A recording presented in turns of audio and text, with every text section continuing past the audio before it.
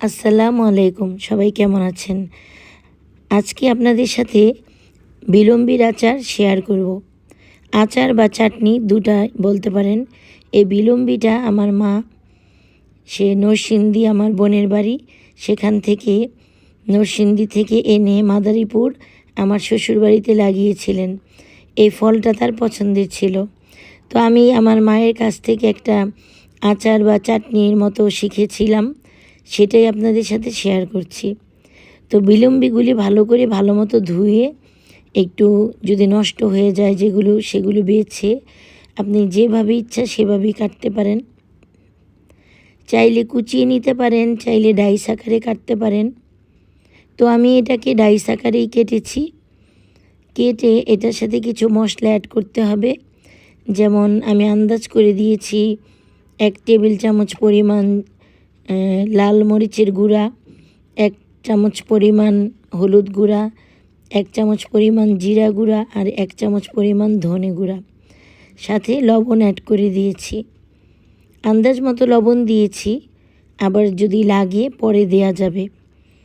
এটা হচ্ছে রসালো একটা ফল, খেতে কিছুটা কামরাঙার মতো লাগে, অনেক টক হয়। তো এটা ডালে দিয়ে খাওয়া যায়, তারপর গুঁড়া মাছ দিয়ে খাওয়া যায়, এটা টক বানিয়ে খাওয়া যায়, বিভিন্নভাবে এটা খাওয়া যায়। এটাকে পানি না দিয়ে ঢেকে দিব, ঢেকে রান্না করব। দেখতে পাচ্ছেন অনেক পানি উঠেছে।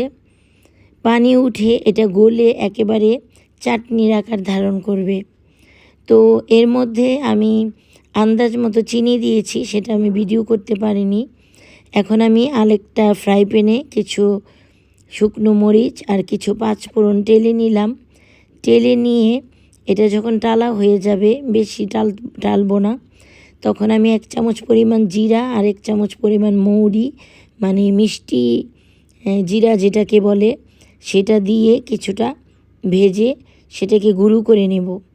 আর দেখতে পাচ্ছেন যে চিনি বা গুড় যাই দেন, আমি কিন্তু চিনি দিয়েছি। তো গুড় বা চিনি যেটাই দেন, কালারটা এরকম হবে। তো আমি আলাদা একটা কড়াইতে, আমি দস্তার কড়াই ইউজ করেছি যাতে নিচে লেগে না যায়। তো আলাদা একটা কড়াইতে আমি কিছু পরিমাণ খাঁটি সরিষার তেল গরম দিলাম, দিয়ে আমি আচারটা ঢেলে দিলাম।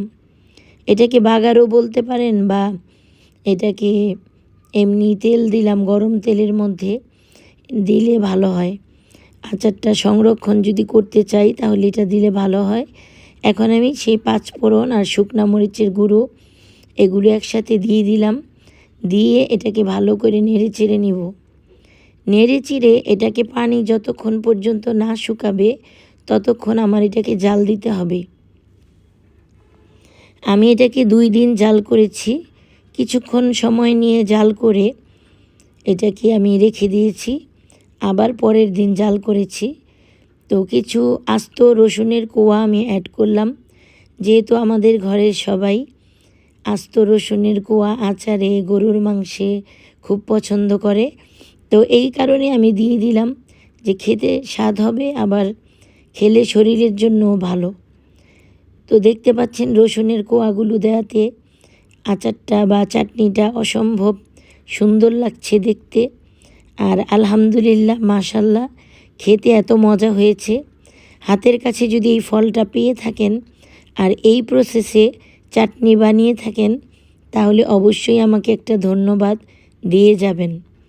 আর ভিডিওতে লাইক কমেন্ট শেয়ার তো আমি পাবো ইনশাল্লাহ, আশা করছি। ফলো দিয়ে রাখবেন নিত্য নতুন রেসিপি দেখার জন্য। হয়তো আমি রেগুলার ভিডিও দিতে পারি না, তারপরেও যতটুকু দিই আশা করি মানসম্মত দিই। এটা আনকমন একটা রেসিপি, অবশ্যই বানিয়ে খাবেন আর খেয়ে পরিবারের সবাইকে খুশি করে দিবেন। ভাতের সাথে, খিচুড়ির সাথে, চাইলে আপনি আলু পারোটা বা ফুলকপির পারোটা যখন বানান, সেই পারোটার সাথে এই চাটনিটা কিন্তু এক্কেবারে জমে ক্ষীর হয়ে যাবে। তো আজকে এ পর্যন্তই। ভালো থাকবেন সবাই, সুস্থ থাকবেন, আর অবশ্যই আমার পেজটিকে ফলো দিয়ে রাখবেন। আজ এ পর্যন্তই, দেখা হবে আরেকটা নতুন কোনো রেসিপিতে। টিল দেন, আল্লাহ হাফিজ।